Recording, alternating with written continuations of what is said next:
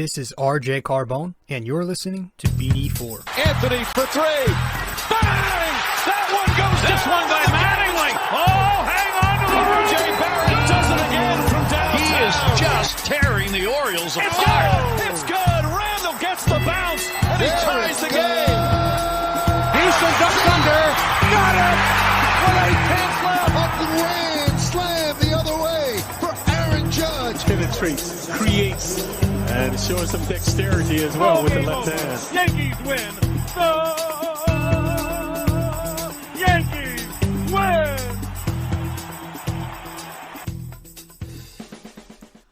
All right, well, that was all right. Right? Is that the general consensus? That was okay. It wasn't the worst series in the world. It could have gone a lot worse, could have gone a lot better. And we'll talk about it. What's up, everybody?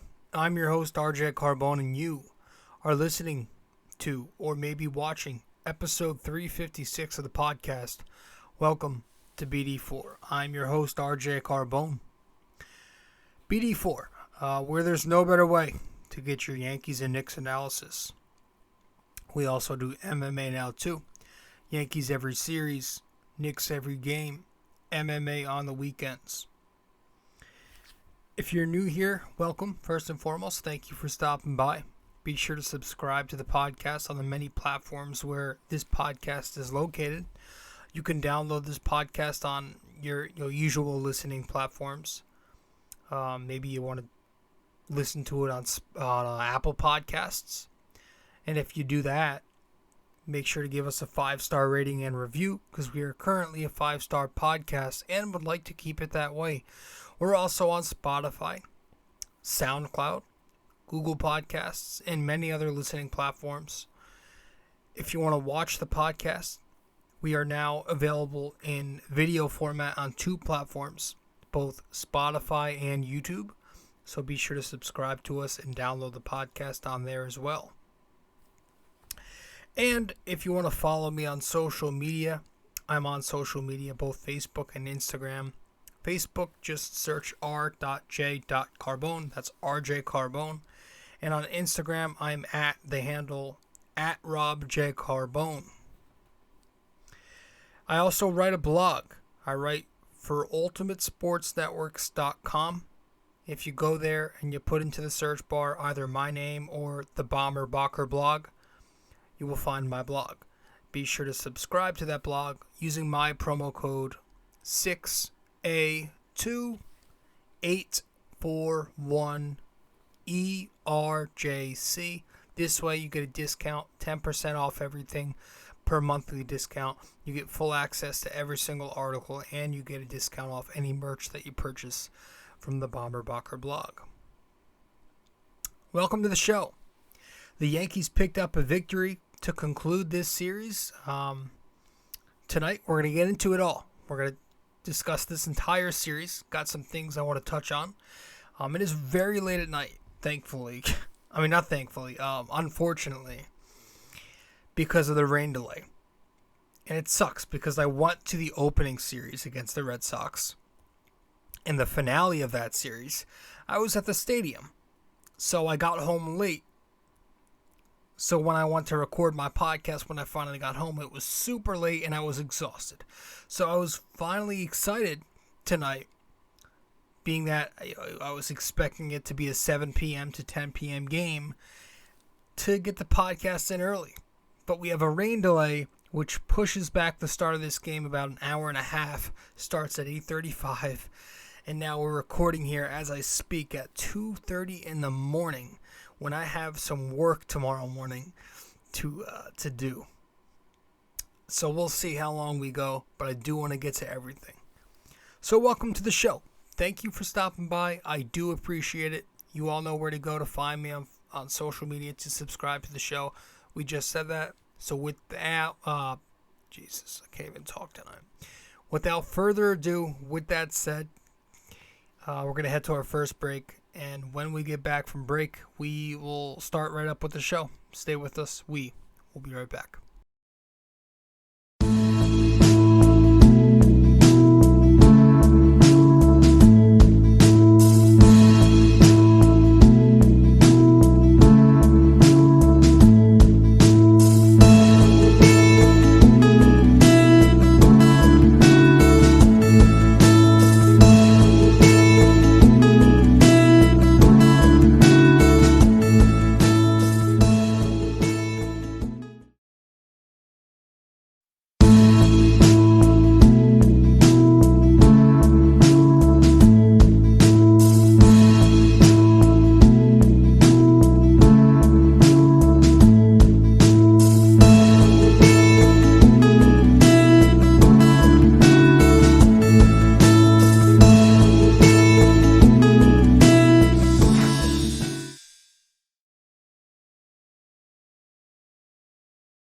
welcome back to the show. Episode 356 of the podcast tonight. I'm your host, rjcarbone. You are listening to, or maybe watching, BD4. So, like I said, we got a few things to touch on. I want to talk about a lot. First and foremost, again, be sure to subscribe if you have not yet, but thank you for tuning in. I appreciate you all for tuning into the show. It is technically it's April 15th on a Friday as I am recording. And as you're listening to, it is later on in the day, April 15th, Friday. Yeah, I don't want to waste any more time because it is late. So let's recap Game 1, talk a little bit about that. There's not much that happened in Game 1, and we'll go throughout the series and talk about a few things. Yeah, as you can see, the Yankees lost this one 3-0. They got shut out, their first shutout loss of the season. It was Jameson Taillon going up against Manoah. The top of the third inning. It's funny because, the Yankees were booing, Yankees fans, rather, were booing George Springer. And I guess there's a whole, thing about it on Twitter. It's like, people, listen, I get it. You're booing Springer. You've got Marwin Gonzalez on your team. But the Yankees don't make those moves. The Yankees didn't trade for Gonzalez. Now, I know we all wanted Correa, yeah. But they're going to boo. Like, you can't get shocked. Like, what? Yankees fans are booing the team that cheated playing them in the playoffs in 2017? No, that's going to happen.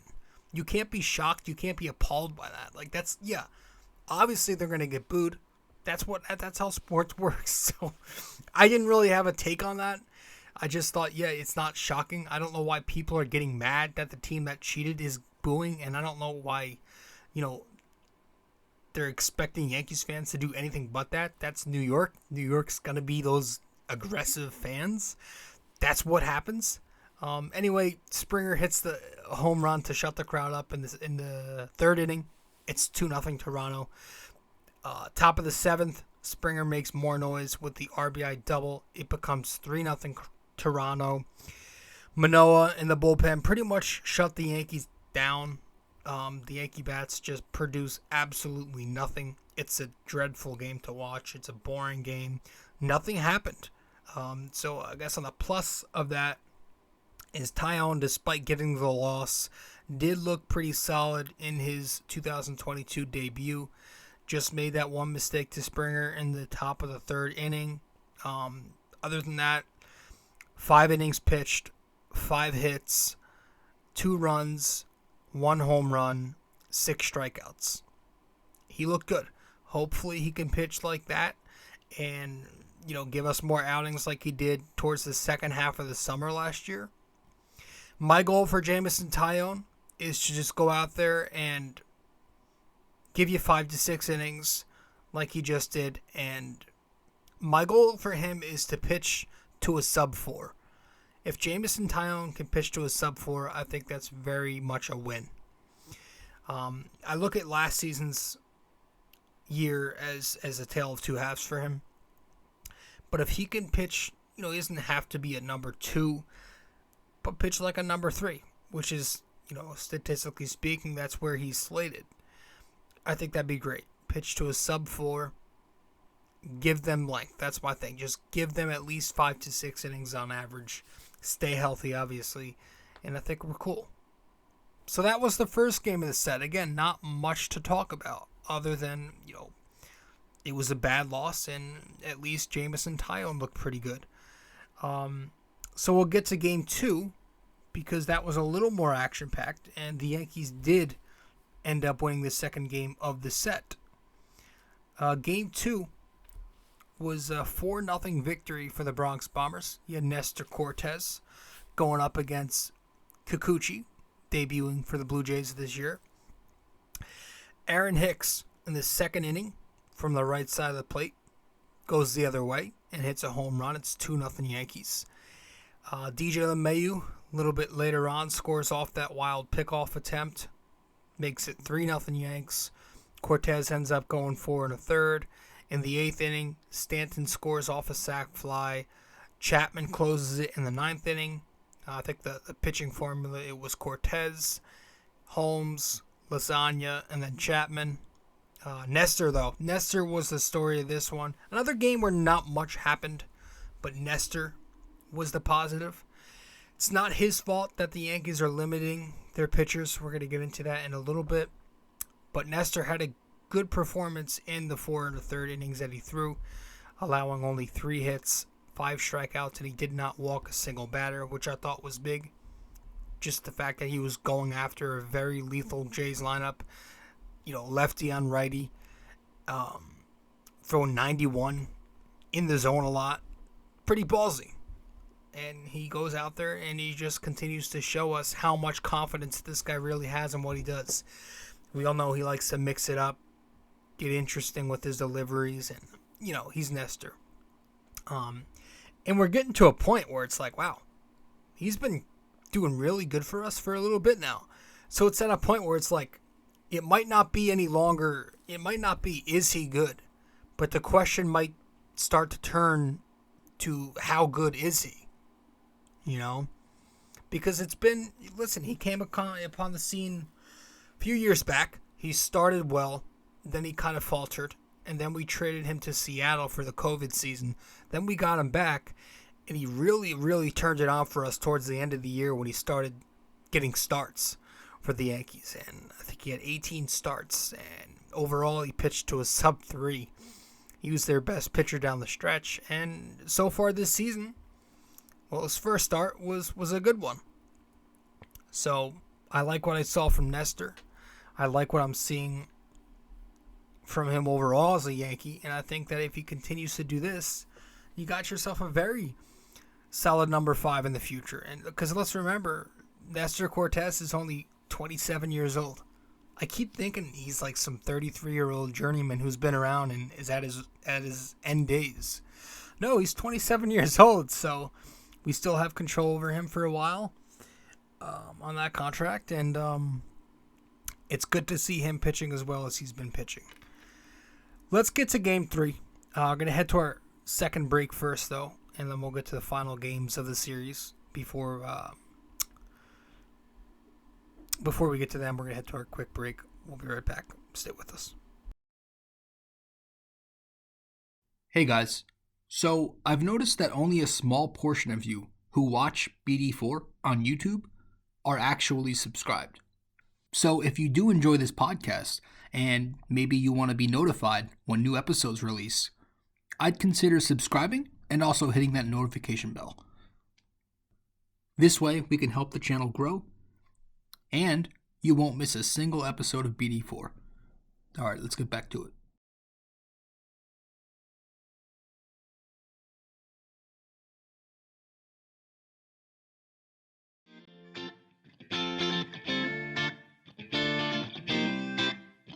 So, if you guys want to follow me on social media, be sure to do so right now.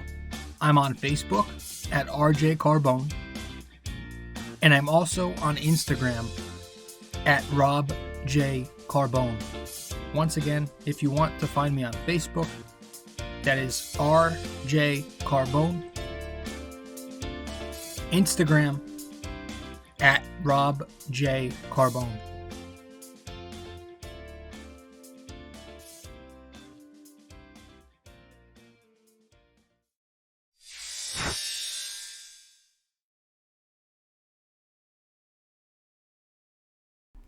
Welcome back to the show. I am your host, RJ Carbone. You're listening to episode 356 of BD4. Hope you're enjoying the show. Game 3 of this series went down last night, and this one had a lot of people talking. Okay, this one is what I want to really give some opinion on. I know we just breezed through the first two, but this one was interesting. The Yankees lose 6-4. It's Gerrit Cole going up against Jose Berrios, who I wanted at the deadline last year, and a lot of Yankees fans did. Of course we didn't, because we don't do that anymore. But Cole puts the Yankees down early again. And, it's to me, it's like you can't be both an ace and continue to do this. That's twice now in 2 starts where Cole has put the Yankees down 3-0 after 1. I'm just saying. Vladimir Guerrero Jr., obviously he won the headlines. He was the story of the night. He goes 4 for 4, 3 home runs and a double. He goes 3 for 3 off Cole with 2 home runs, 1 double. The first home run, Gerrit Cole leaves the slider up in the zone. The second one, I guess you can consider it a good pitch, but obviously it wasn't good enough. He took it a billion feet. And Gerrit Cole ends up going 5 2/3 innings pitched, letting up 3 runs. So he was okay in the end for his second start. But 2 okay starts shouldn't be the standard for your ace. He's got to step it the hell up at some point. That was an unacceptable start. This has been an unacceptable start considering he's your guy. And all I keep hearing is, it's Vladimir Guerrero. It's Vlad. Okay. It's also Gerrit Cole. Okay? So if we start going down this path where we keep saying it's him, where's the line? Are we just going to excuse him for every single time he lets up a big home run or a hit to a big name? You got to draw a line at some point. And the bottom line is, he's not been putting up. And I'm not just going with a 2-game narrative either. I'm talking about, I've been paying close attention, very close attention, like many of us have, since that whole spider tack fiasco went down last season. And since then, I finally found the number because I've been looking for it forever. Because I was listening to Carton and Roberts on WFAN this morning, and Evan gave us the stat that I've been waiting for. Couldn't find it, finally did. Since the crackdown on the sticky substances and Gerrit Cole, since not being able to use spider tack anymore, in 18 starts, a decent amount of starts, he is a 4.23 ERA pitcher. That's not an ace. That's a number 5. Now, you can sit here and tell me all you want about, he had the hamstring injury at the end. That affected it. Well, Evan Roberts was also nice enough of a human being to take away those 4 starts when he started having those hamstring issues. You take those away, and in 14 starts, it's still a 3.63. Not an ace. It's excuse after excuse after excuse. And the bottom line, like I said, is you are paying him $324 million to be your ace. And he's been the worst pitcher on the Yankees this year. And he's been not an ace dating back to the whole thing.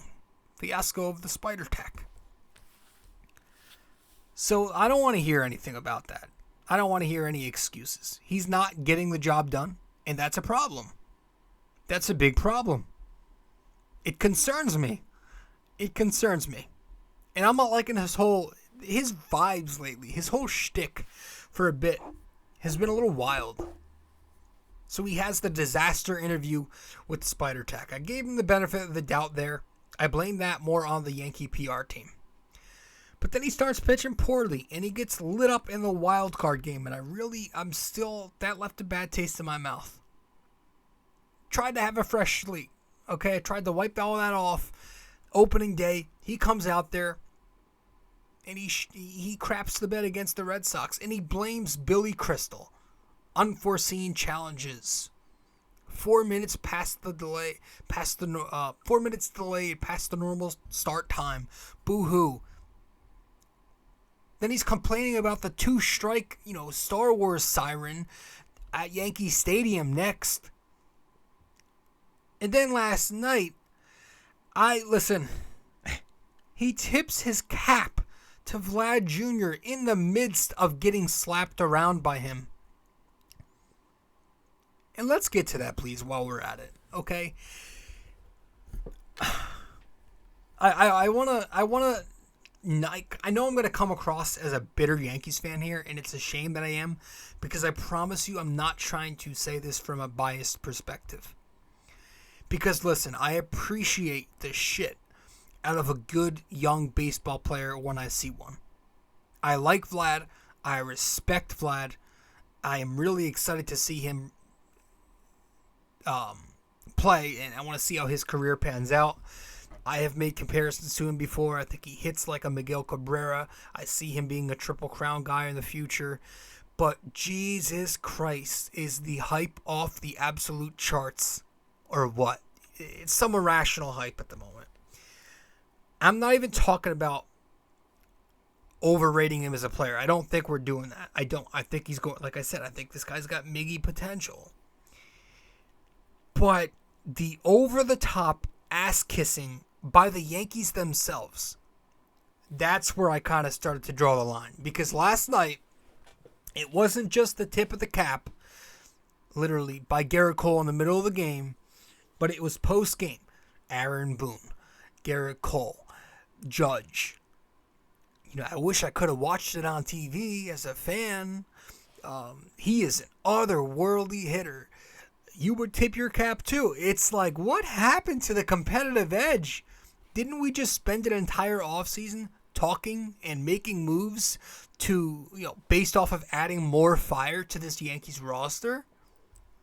Getting new coaches that have more fire? Adding Donaldson because he has that edge? Hicks in that podcast with Rucco and Sabathia saying that he wants the Yankees to carry that FU mentality? Cashman acknowledging it at the end of the offseason? All that stuff. What happened to that? Like I've got nothing wrong with a brief compliment. I'll give you 3 words. I'll give you 3 brief words you can use to compliment Vlad. But after that, that is where I limit you. I don't like the tipping of the cap. I don't like these post-game soliloquies that we had to share. After 3 words, that should be it, and it should be about what you need to do better. Yeah, he was great tonight. Going to be a good hitter.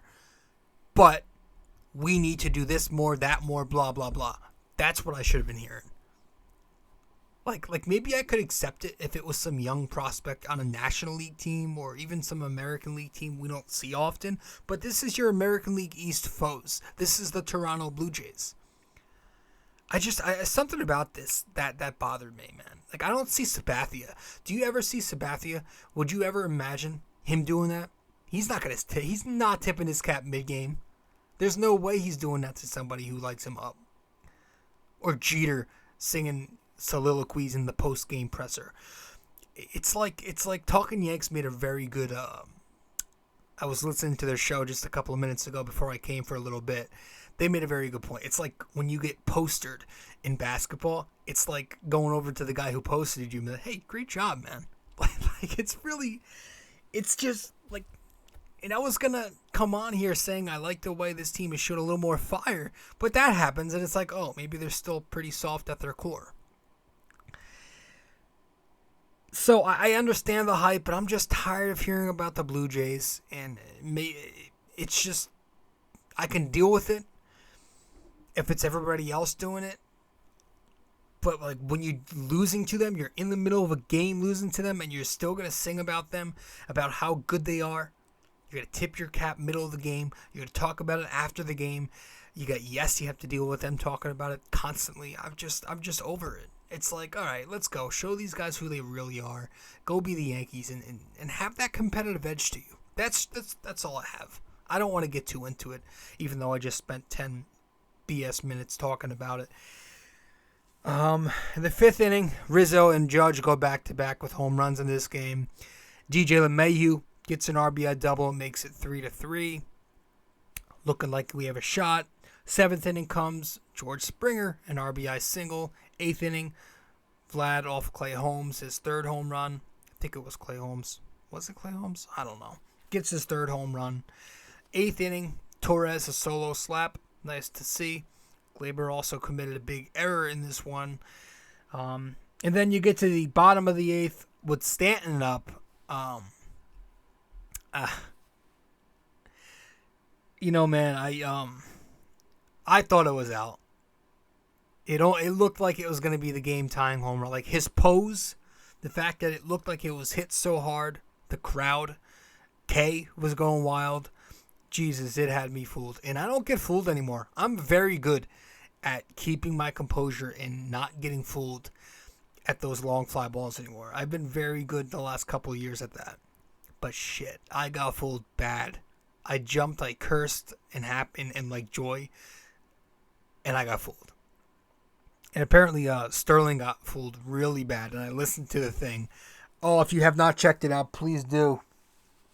Please go check that out. If you haven't checked out John Sterling getting duped on that Stanton flyout in Game 3, it is, I'll tell you what, you will not be disappointed if you go check it. Go check it out. It's something for the ages. I feel really bad. But that was it. Game 3. We lose. Cole gets slapped around for a second start, and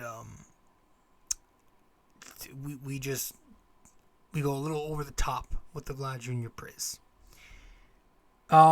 Game 4 comes tonight, or technically last night, and the Yankees bounce back. They pick up the 3-0 win.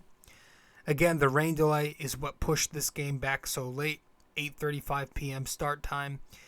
But it happened, and you had Severino going up against Gausman. Two good pitchers.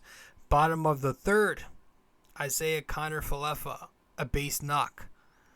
He's brought home by backup catcher Jose Trevino.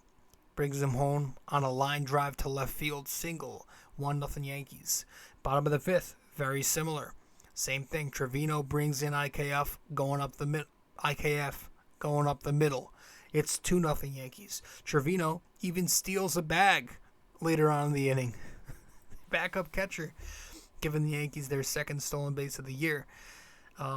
Donaldson makes a big play in the 7th. IKF with a big push bunt in the bottom of the 7th for his third hit of the night. Bottom of the 8th comes Judge, deep center field double. He reaches third, and then he eventually scores with some good base running on that Stanton fly ball. Top of the 9th comes Aroldis Chapman gets into trouble. His fastball is everywhere. It's up, it's down, it's nowhere near the zone. So I don't know what Boone was talking about in his press conference, because he was saying how he was close. He wasn't close at all. He was not close at all. He was really bad. It was one of the worst I've seen Chapman look in a while. And that says a ton, given how bad he was during that stretch last season. But it was one of those, Chapman does not have it nights. He was as off as you'll see him. King comes in, paints the block and gets a big strikeout. Then he gets that soft pop-up to DJ LeMahieu, who doubles up the base runner on first to end the ballgame. So credit to Boone for not only making the switch to take Chapman out after that third batter he had to face because of the rule, but also credit to him for warming up King so early as he did. And I don't think you see something like that last season. So that's a good thing. And Michael King has looked great. He had a solid year last season for the Yankees. He looks great so far to start. Got the sinker, got the breaking pitch. He's doing his job. And Severino. Listen, this is one of the guys who I think is think Sevy's going to be a wild card for this team, man. I think a lot's going to depend on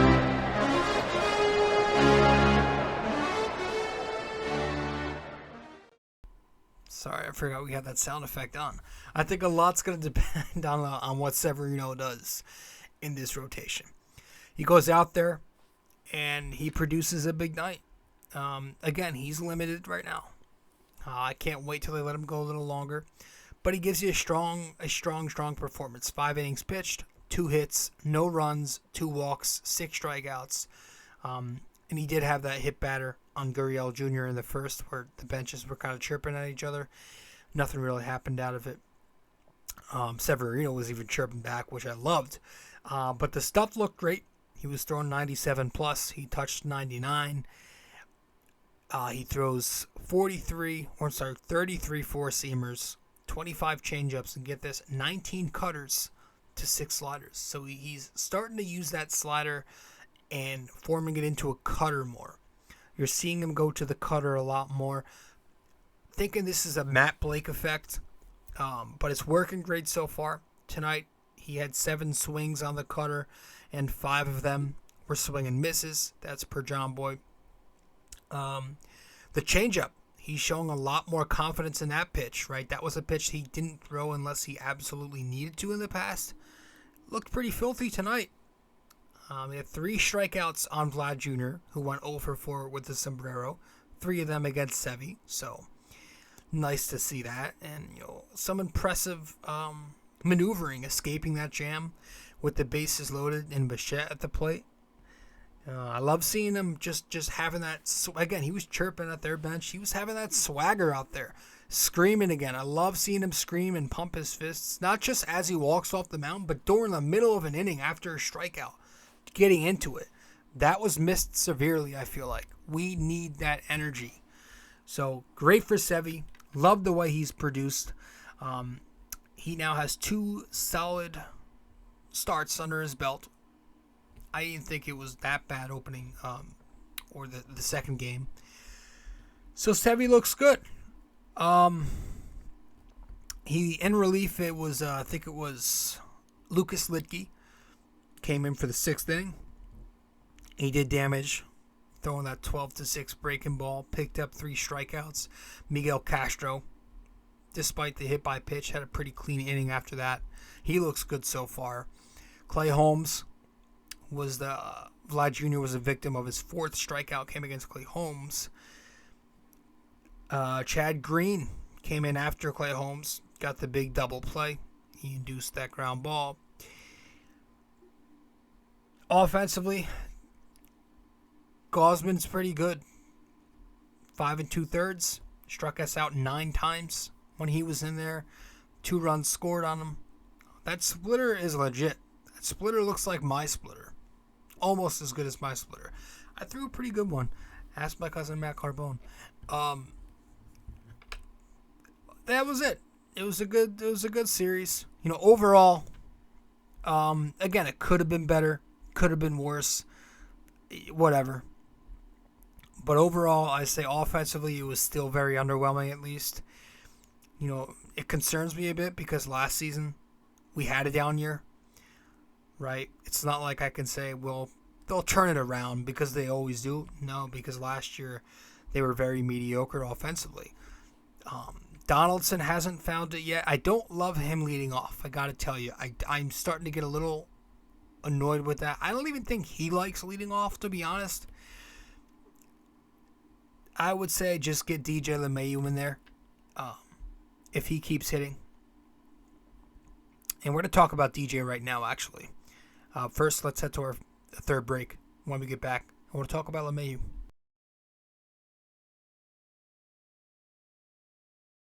All right, folks. Now, if you are listening to BD4 on Apple Podcasts, be sure to give us a 5-star rating and a review, if you so please. So once again, this is if you are listening to BD4 on Apple Podcasts, give us a 5-star rating and review. Thank you.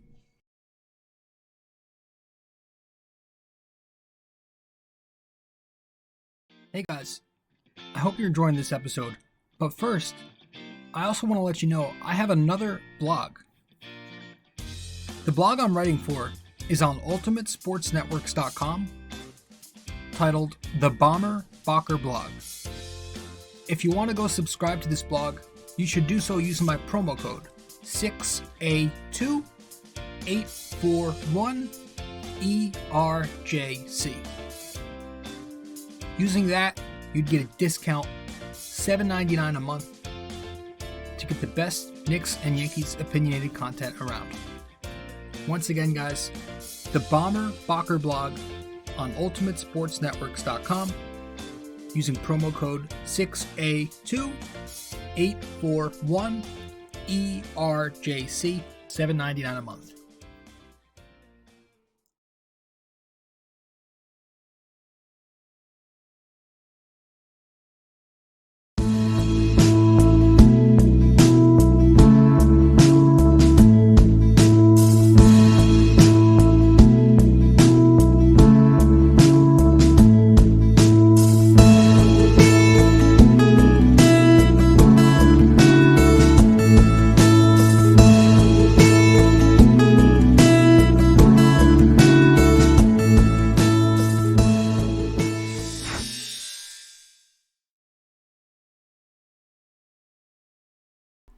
Welcome back to the show. You are listening to episode 356 of BD4.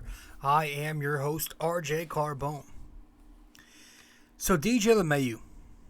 Let's talk about DJ, because he had a good series.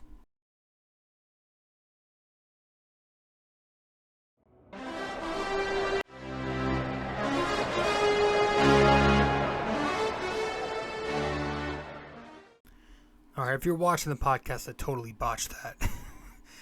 I haven't yet added DJ's graphic. Let me just fix this real quick.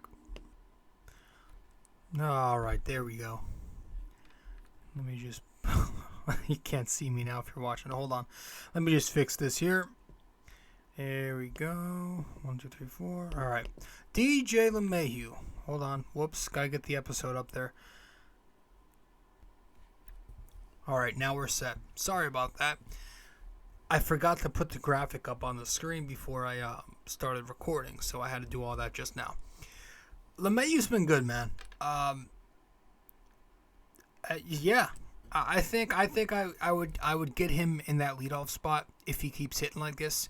In the meantime, I don't mind Rizzo getting some at bats there. I like him at the leadoff. I think having that lefty contact hitter with pop is the perfect recipe for Yankee Stadium. While he can also draw a decent amount of walks, is a good guy to put at the top of the order. But DJ has definitely looked back so far. He's hitting line drives. Even some of the hits that aren't hits, they're line drives. Like the game I went to, the game 3 against Boston, where he pinch hit, took a line drive to right field. It was just right at the right fielder. He's going the other way, hitting liners. He looks healthy. He's showing fire even for a guy who's usually quiet. But the numbers on the year, overall, after tonight, he's 286 batting average, 924 OPS.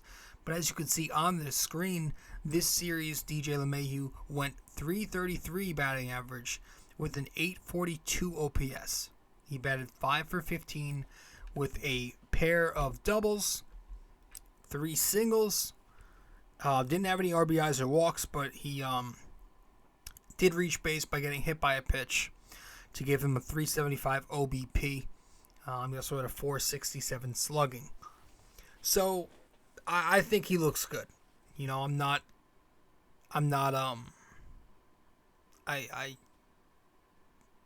higher down too much on LeMahieu. I want to see more, but hopefully, as I've been saying, he can work back to... He's not going to be Ty Cobb again.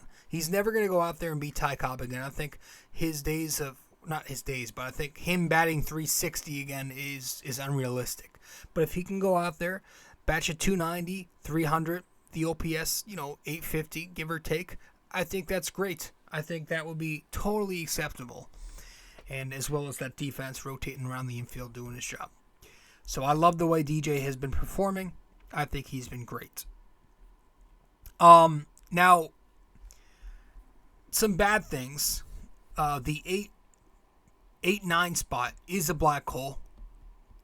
It has been bad. Hopefully tonight was something that we get more of, because I've been saying with Kiner Falefa's contact hitting and with his last 2 seasons and putting him in a Yankee lineup where he's got more protection around him, I think that'll benefit him. My hope is that he can hit anywhere from 270 to 290. I think that's realistic.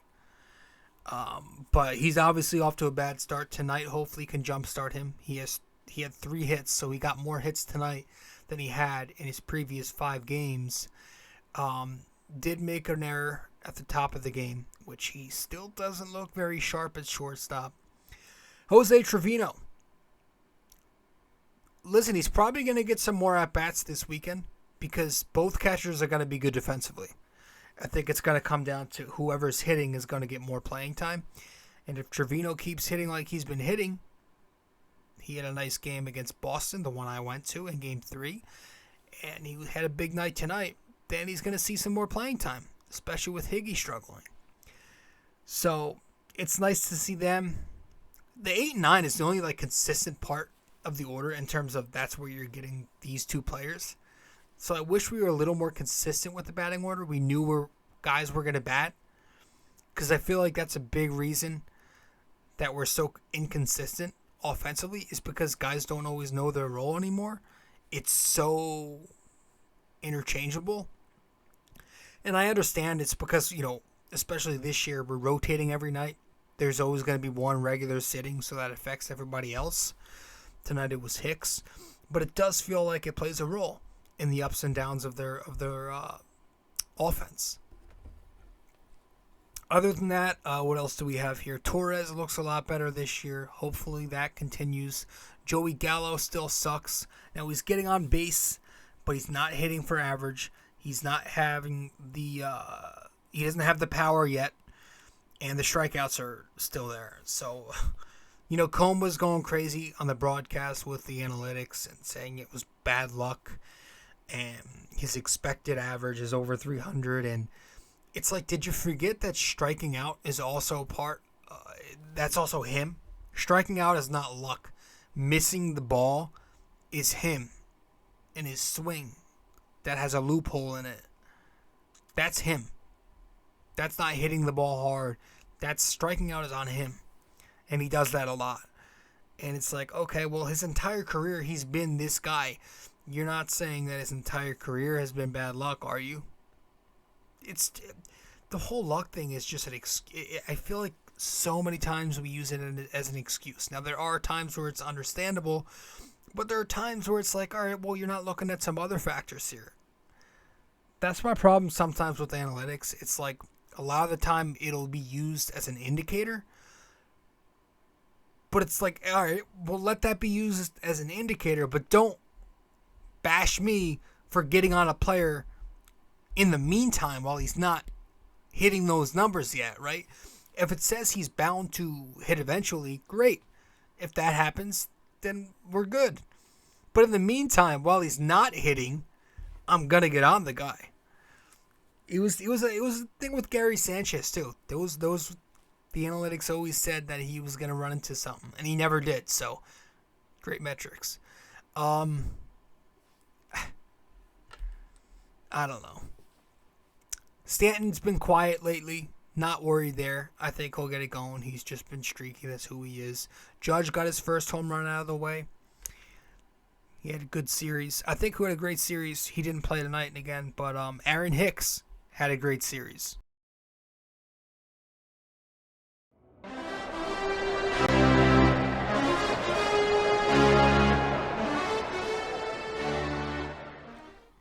Yeah, Aaron Hicks batted 4 for 9 with a home run, 3 singles, 2 RBIs, 2 strikeouts, and 2 walks. That's 444, 546, 778, equating to a 1.323 OPS in 3 games this series against the Jays.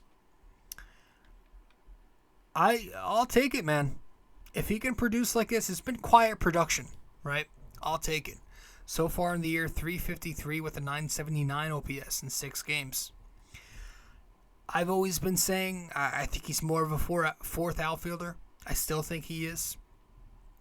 But if he stays healthy and he can produce like this, now he's not going to hit 350 the entire year. But, a couple years ago, he batted 260, hit you 27 homers, got on base with the walks, played defense. He's never going to be an exciting player to watch, right? He hunts for walks at the plate. He's got some problems with hustle occasionally. But there is a world where Hicks can be a productive outfielder. I don't think there's no world. There is one. It's just, can he stay healthy and can he produce? Can he get there again? I don't know. But it's good to see him do it so far. It's good to see him, string together some good performances. So good for Hicks. I will give him credit. The pitching. The bullpen has been absolutely excellent. It's been phenomenal. The question is that sustainable, though? It's a great bullpen, but we can't keep having nights where the starting pitchers are going 3, 4, if they're lucky, 5 innings. Eventually we got to ramp it up. And the thing is, you look around the league, the Yankees are one of the very few teams being this precautious with their starting pitching. It's completely overdone. It's insane to me how much they milk their athletes. Like, other teams are at least letting their starters go 6 and 7, throwing, 90 plus pitches. The Yankees are really, they baby to the extent. They're very analytically driven. Speaking of, I want to get to a few things. All right, I want to get to a few things when it comes to analytics and shit. So we're going to talk about that when we get back. Stay with us. We'll be right back. A custom wall tapestry is a surefire way to uplift any room's aesthetics with a personal touch. This 100% polyester wall tapestry comes with hemmed edges for extra durability, while its mildew and water-resistant properties ensure years' worth of decorating bliss. The advanced tapestry printing techniques guarantee crisp detail even for the craziest of designs in any of the multiple size choices. You can select a size of 26 by 36 inches, 51 by 60, 68 by 80, and 88 by 104. These wall tapestries usually ship in 7 to 10 business days, and the price ranges from $24.99 to $69.99, all dependent on the size you select. The Bomber Bocker blog wall tapestries come in orange, gray, and black. But most importantly, be sure when purchasing a wall tapestry for the Bomber Bocker blog that you use promo code 6A2841ERJC. 6A2841ERJC. Just go to ultimatesportsnetworks.com and click on the Shop MVP tab, searching the Bomber Bocker blog. And there you have it.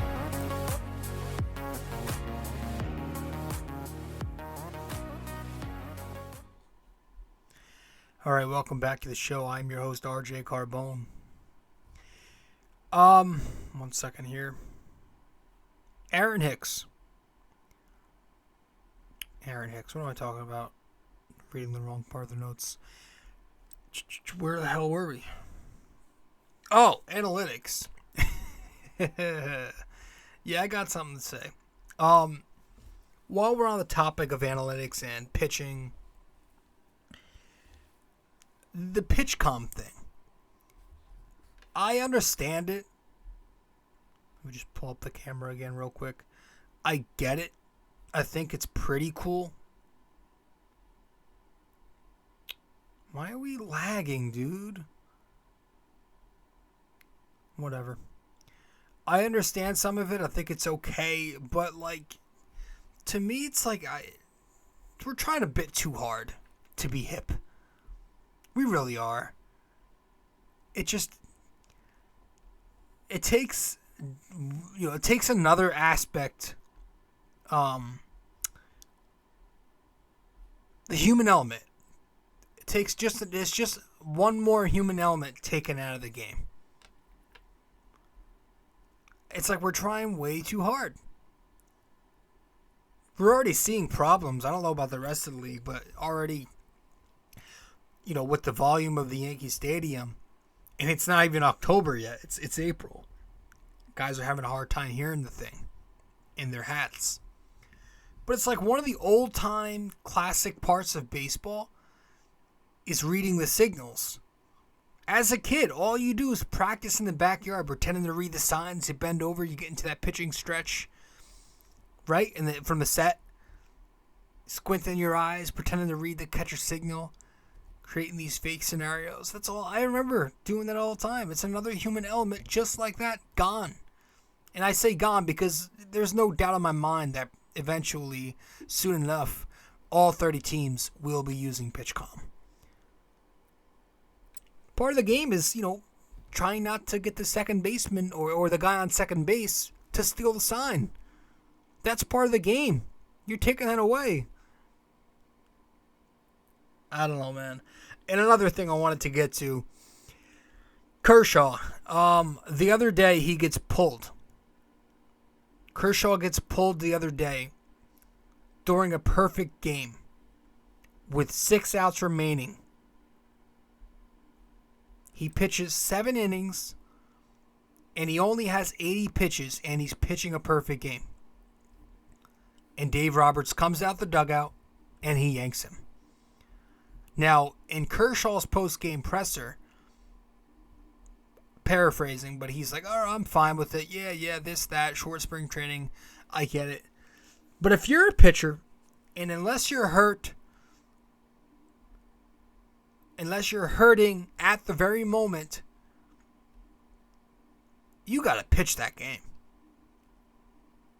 I mean, you can't push his next start back. Do that. Push it back. Or skip it entirely if you're that worried.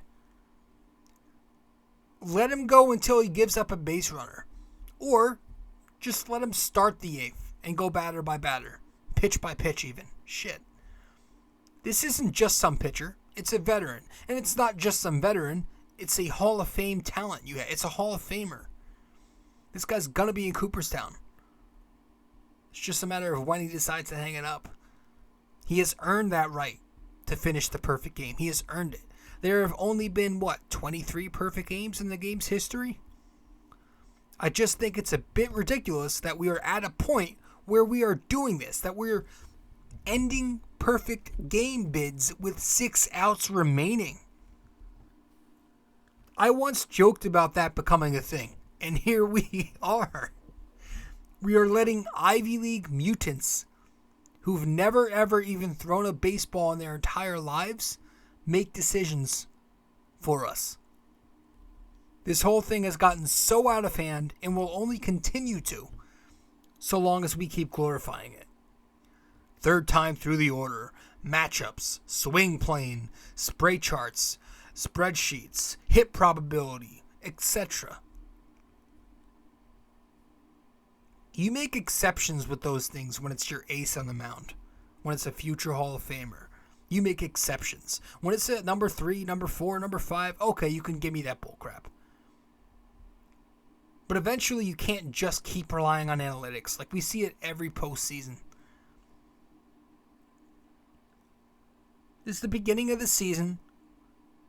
He's pitching a perfect game. His arm is not going to fall off. His back is not going to break if he goes out there and he's continuing his perfect game and he throws 25 more pitches. It's going to be okay. So that just pissed me off. I saw that and I was like, yeah, you know what? Not surprised, but still annoyed.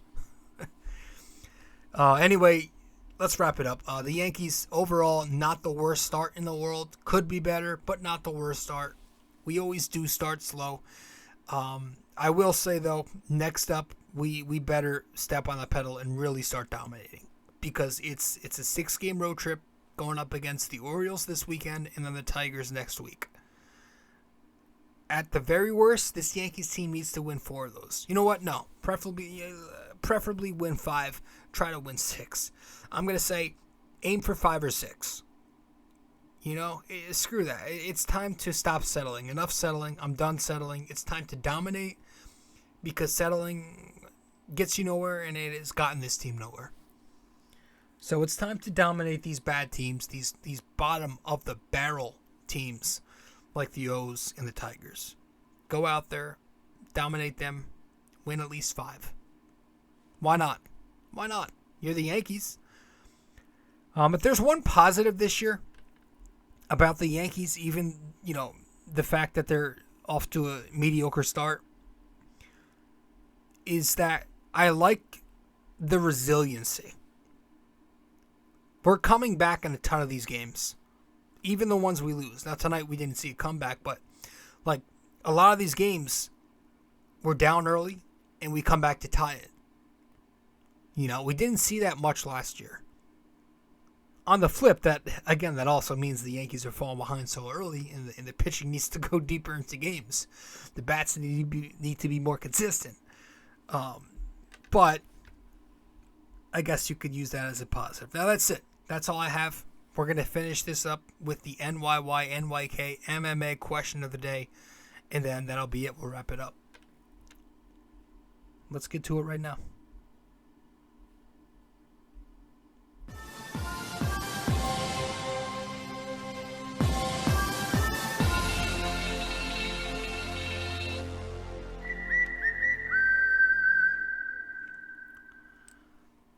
Hopefully that didn't echo. Fuck. True or false? Aaron Judge was just the third right-handed hitting Yankee since 1937 to hit over 40 home runs in a season in 2017. True or false, Aaron Judge was just the third right-handed hitting Yankee since 1937 to hit over 40 home runs in a season in 2017. Let me know the answer. Facebook, Instagram, wherever you can reach me. And I'll let you know the answer if you get it correct. If you get it incorrect, but you at least attempt to guess the answer, I'll let you know what the answer is. All right. If you get it correct, though, I will give you a shout out. That's what I meant to say. All right, guys, that's it. I'm going to end the show because this tablet is getting very choppy. It's starting to lag and skip, and I don't even know if it's recording properly, so I'm going to be really pissed off if I wasted my time and it ends up being poor quality content. But we'll see. Thanks for tuning in. I'm your host, rjcarbone. That's all I've got for this episode. 356 in the books. And we'll see you after this Orioles series. All right. Ciao.